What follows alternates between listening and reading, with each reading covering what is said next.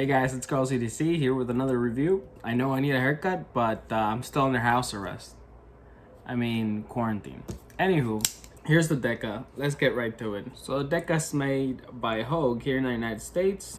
Designed by Hougue using really high-end stuff. That you got some G10 over here that is basically layered G10 and then it's carved into to give it a marble look.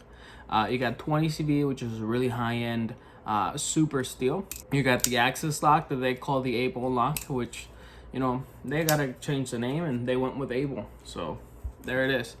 But let's just get down to the desk and go over some specs and then go to positives, negatives, and conclusion. So first off, some size comparisons. Here we have the PM2. It is also American made and it is made by Spyderco, however. It's got S35VN and carbon fiber scales. This one's in 20 CV and G10. Now I have something bigger and one of my favorite knives currently. This is the Native Chief. Watch my review if you want to. Link is right here. But yeah, it's a big one. Now I have something on the small end. This is the ProTech, also American made.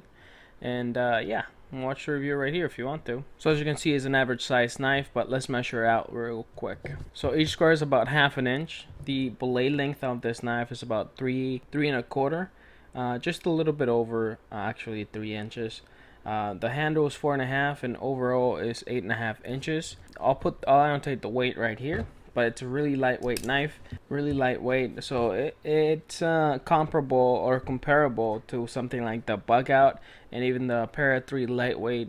I would throw the Native 5 lightweight in there as well. You know, it's just around that size, around that weight, and so yeah, if you looking in between those knives, this is one that you could add in there as well for an option. So you know, let's just go in the positives really quickly. So in the positive, it has a really great ergonomics. I noticed that right away when I held the knife. I've been looking at this knife for a long time on shops and on reviews. So when I first got it, the first thing I did was just hold it in my hands, and the ergos are great. You can be back here. You can't really choke up on it, but it's a small enough knife that you don't need to. The jimping back here I really like. You know, there's bad jimping and good jimping. I would call this good jimping. The axis lock or Able lock, I'm gonna call it whatever I want, and you know, that's that. So so the axis lock is good to go. It's really smooth. I've been working with it and whatnot, and I haven't blown it out because I really want to know how it does. But I'm a construction worker in Arizona, and it did well with the dust and stuff like that. So the ergos are great. The plain blade, so it's pretty intricate if you look at the aesthetics of the blade. It almost looks like a buoy almost, and it's got some interesting lines and an interesting finish on it. But the actual cutting edge of it is pretty simple. It's just flat, a little bit of belly, and the point. So it makes it just perfect for work. So to open boxes, I would hold it like this, put my index finger right on top of here, and I would just open boxes. I opened tons of boxes with this knife. If you want to sharpen a pencil, which I do often as well, you just use this jimping in the bottom of the knife, and it's a slicer, and it does that really well. So the blade's functionality is pretty high. I would put it up there with any of these blades and usability, you know, where they have a simple curve, some belly, and a point. This one, it works great. Perhaps not as good in food prep as the Spydercos I showed earlier, but just good enough in everything else. The other positive thing about this knife is how efficient it is. So it gives you a little bit over 3 inches in cutting length, but look how much smaller it is than the PM2. So you can see a lot of the PM2 poking out, but it totally disappears behind it. So it's a very efficient blade. Because if you see it right here, the PM2 has less cutting edge than the Deka. However, the PM2 is a big one in your pocket, is a big one in your hand, which is fine. I enjoy that. But I'm just saying, another positive of this knife is the efficiency, which I really enjoy. Something I talked about in my Native Chief review. So next positive thing about this is the materials the materials to price ratio, because it's using 20 CV. That is actually pretty great. I've experienced 20 CV from CT, from Giant Mouse, from customs like Hougue Deka, and this 20 CV is good to go, guys. Good to go.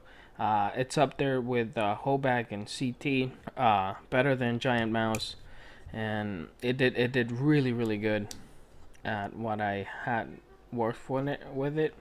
It worked really good. Now, by now, some of you may be wondering what is going on with the clip. So this is a clip from a Kershaw knives. I'm sure that this ProTech clip would fit on it as well. It would actually look better, I think. Well, actually, the rest of the hard was black, so maybe not. So my boy Blade Brigade, check out his YouTube channel, link down below. Actually changed the clip, and this is his knife. They let me, or allowed me, or gave me the chance to borrow it for review. But yeah, I've carried it with the stock clip, and I liked it too. It's not bad. But I think that for a knife this efficient and this lightweight, I think a deep carry pocket clip would make more sense. Now I'm counting this as a positive. The fact that you can use a clip from Kershaw or ProTech, and I've seen people use other stuff as well, is a positive to me, because if you're a collector, and if you're buying this knife, you're probably a collector, and if you're not a collector, you don't care about deep pocket carry. So yeah, so I think I'm counting this as a positive. That it's a pretty standard hole size, so that you can change it and you can have fun with your knife, which is, it's just nice. Just overall, it's a fidgeting knife. It's a good looking knife. It's a workhorse, especially for the lightweightness of it. If you're comparing it to a paramilitary PM3 lightweight or a bug out, realize that this is made with G10, so it's a little bit stronger, and it's made with some liners that go pretty down low, about the middle of the knife. I don't think you can see it from here, but this actually has liners. So if you were worried about, the bug out or the PM3 lightweight or even the Native 5 lightweight not having liners, but you still want that lightweightness, that carryability, that high usability standard, then you should probably go with a Deka. Me, I'm not worried.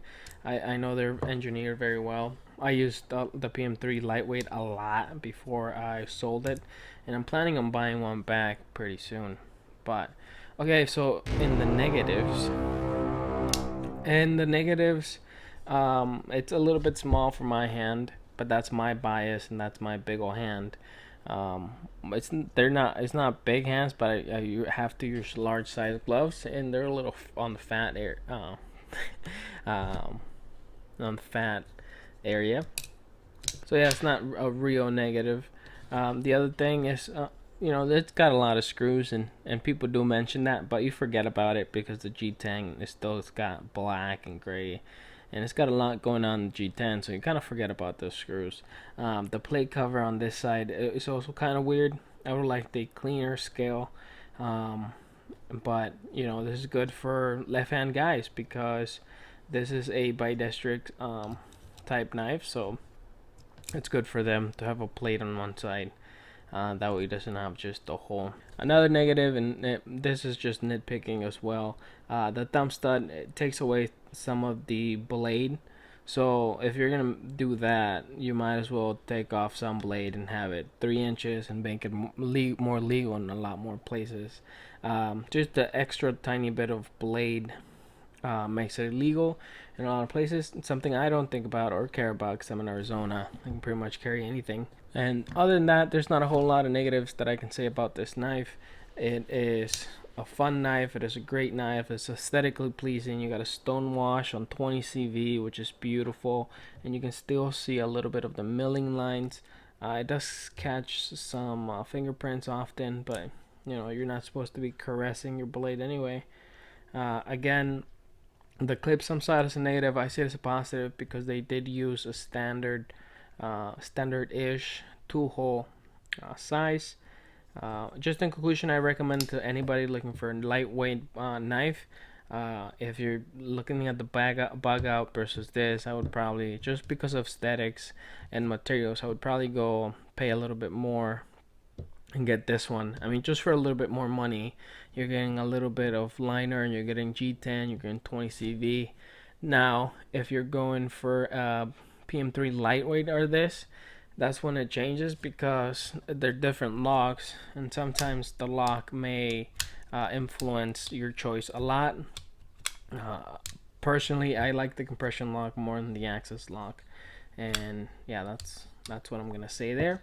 Honestly, this is a great freaking knife. I loved using it. I want to thank Alex at Blade Brigade.